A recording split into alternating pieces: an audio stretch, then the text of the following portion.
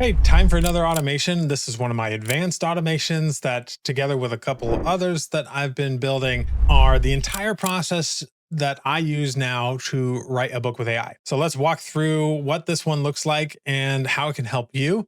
This is my automation for taking the seeds of your idea and fully fleshing out the world building side of this idea so that you can then go through those documents and update them accordingly.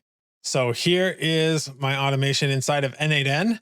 Now, if you haven't seen my other videos on my advanced n8n workflows, I recommend going and viewing those first.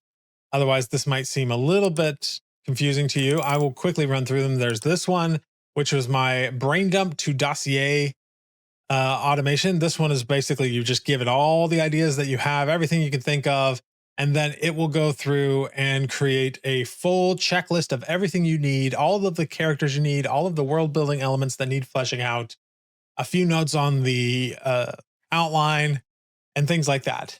Once you've done this, I showed you an automation called dossier to characters.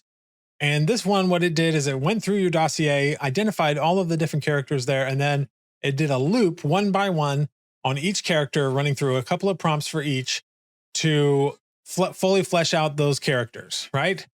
And now we've got the world building automation, which does a very similar thing, but for world building elements instead of characters.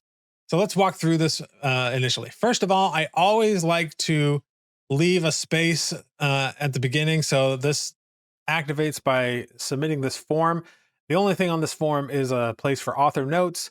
I don't use this all the time, but I like to leave a space in case there's something specific you want to add on this time around. You can do so that it understands what those specific things are that you want. So this is an optional space. You can just submit here without any notes and it'll continue on. But that's how it starts. And then we start by pulling in all of the different documents that we need. First of all, we need to get the dossier that was generated in this automation right here. Then we pull in a couple of templates. Now, if we go quickly, I'll show you this. I've got a bunch of templates that I've made inside of my Story Hacker group.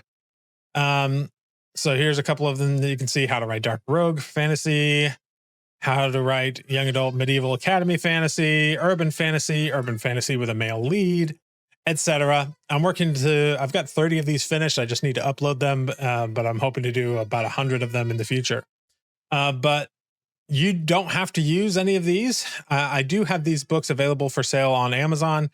You do not have to use them. You can create your own templates as much as you need to, but I have made these advanced automations. They're designed to work with these particular templates. And so for any one of these genres, I have a tropes doc, a plot template doc, a style guide, a characters doc, a world building doc, a themes doc, and a template for the book descriptions of the books in that genre. This is a extremely valuable resource. Now, for this particular automation, there are 3 of them that we need for this one. I like to pull in the tropes, the themes, and the world building templates.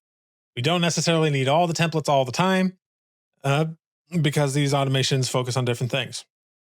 But we definitely want the world building template. The tropes template is handy to have most of the time. And same with the themes, even though the themes are more of a passive thing, might not be as necessary here in the world building configuration and stuff, but I just like to have them. Then we pull in the idea of a blank world building document. So you would essentially create a Google Doc, grab the ID for that Google Doc with nothing in it, and paste that ID right here. Once you've done that, it knows where that document is and it can essentially update that document as it's going along. And then I do a couple of things. First of all, this one is a step that I throw in using a very cheap model to very quickly condense the tropes into just a quick bulleted list. This tropes document is really lengthy, several thousand words, and I don't necessarily want to be using those tokens all the time. So I just create this one thing here that will condense them into a line each. That way we're saving on tokens here. So we can still know what all the tropes are, but it's not going to be watering down our prompt, right? So we do that.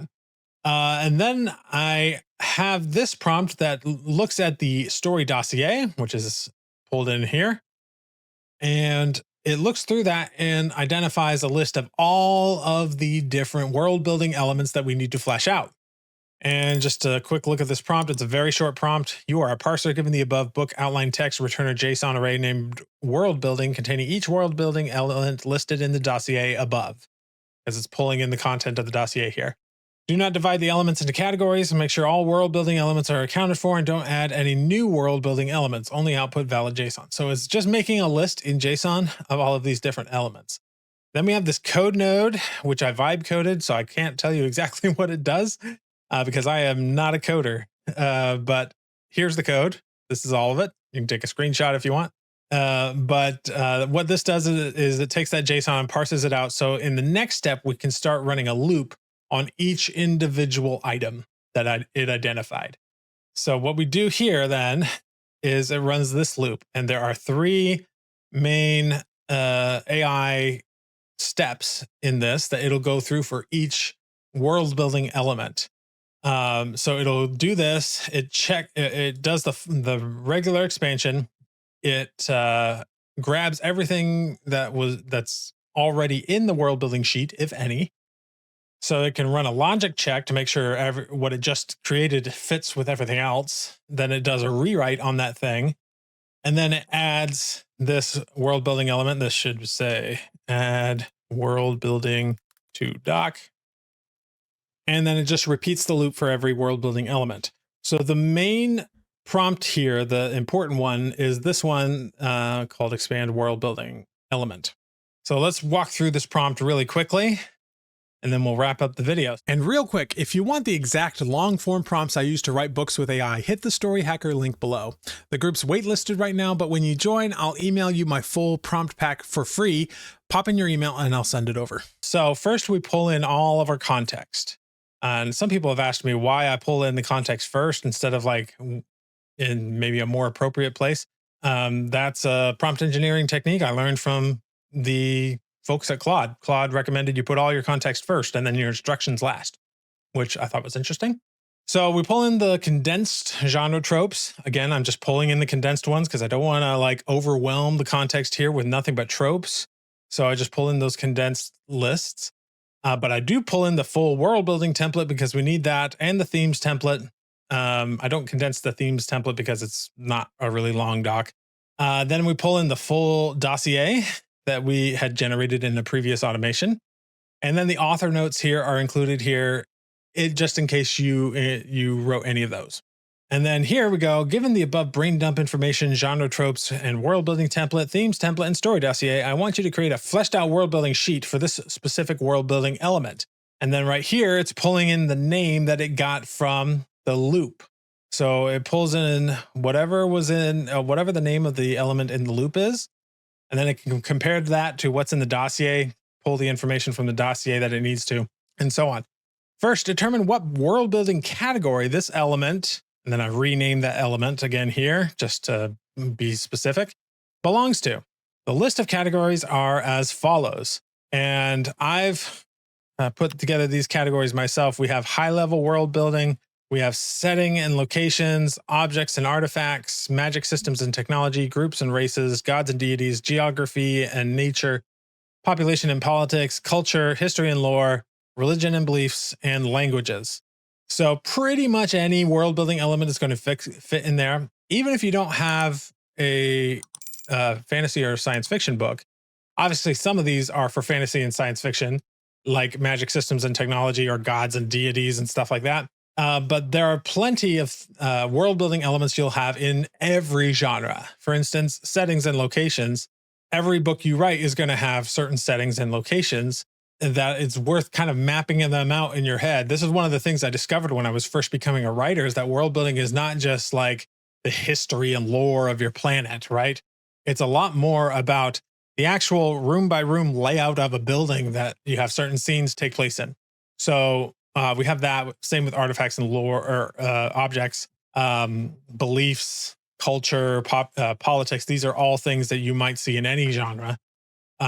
So they're important here. And then I have an important note Not all stories will have all of these categories. Some stories might only have one or two. Keep this in mind as you are selecting the appropriate category for this specific world building element. Once you know the category for the world building element, use one of the following instructions depending on which category you are working with. And then I have step-by-step instructions for each of the categories. So let's look at one. Let's look at settings and location, because this is one you're likely to have in any book that you write. Create a detailed profile for this specific location that makes it feel lived in and three-dimensional, not like a stage backdrop. Cover its physical reality and layout, emotional resonance, the people who inhabit it, its secrets, and its larger role in the story. Format your response in Markdown as follows. Begin with an H1 header in the following format. So this is in Markdown. So in Markdown, you mark a H1 header just with a single pound sign here, setting the location, and then name of the element after that. This is all to just standardize the formatting so that it's always going to be the same for every element. It just makes it easier. Include a single italicized sentence immediately below the header as a tagline that captures the essence of this place in one evocative line. This was a recommendation by an LLM. I actually thought that'd be kind of cool just to kind of give a little epitaph or something related to the element. And then we use 2 pound signs. This is an H2 subheader for each of the following sections: physical description and layout, atmosphere and emotional tone, who lived here or who passes through, purpose and function in the world, purpose and function in the story, secrets and hidden layers, history and how it has changed, connections to other locations. Now, you might not need all of these for every setting, so you're welcome to like delete chunks of this as it generates if it's not necessary, but if it is necessary, it can be really helpful. Setting is often far overlooked in storytelling because there's a lot of kind of spatial storytelling that you can do just by what is in a room, you know? And the setting can definitely contribute to the tension or the mood or the vibe that you're going for in any particular scene. Write each section in prose, 1 to 2 sentences. Avoid bullet points except under secrets and hidden layers where a short bulleted list is appropriate. And then that's it for that section. And I move on to objects and artifacts, which has a similar layout, and do so for all of the different categories here. And then I end it with only include the asked for world building details. Do not add any preamble, commentary, or anything other than what I've asked for above. Remember to only use 1 to 2 sentences for each section unless stated otherwise. And I added that even though it was already up in the previous sections because I found it was often overdoing how much it was writing. So we have it do that. And then this one is done. So it'll essentially find a world building element, expand on that, and then it moves on to the logic check. What we're doing in the logic check is we pull up all the context it needs, and then I have a checklist of things for it to flag. Like, is it consistent with the dossier? Is it consistent with the other elements of world building that we've established so far? Is it consistent with the author notes, if any? Does it fit the world building template that I have that's included in each of the genre guides that I've made? Does it have good internal logic and consistency, plausibility and cause / effect? Does it fit the story? Does it fit the thematic resonance, or in other words, the theme of the story? And then output a list of anything you might flag and create an improvement plan on how to improve the world building element while still making it fit into the story and genre. And then from there, we move on to the rewrite, which basically takes, here's the original world building element, here's the improvement plan, and this basically just asks it to implement the changes listed in the improvement plan. Rather than do a full rewrite, it's just implementing the changes. All right, so it does that.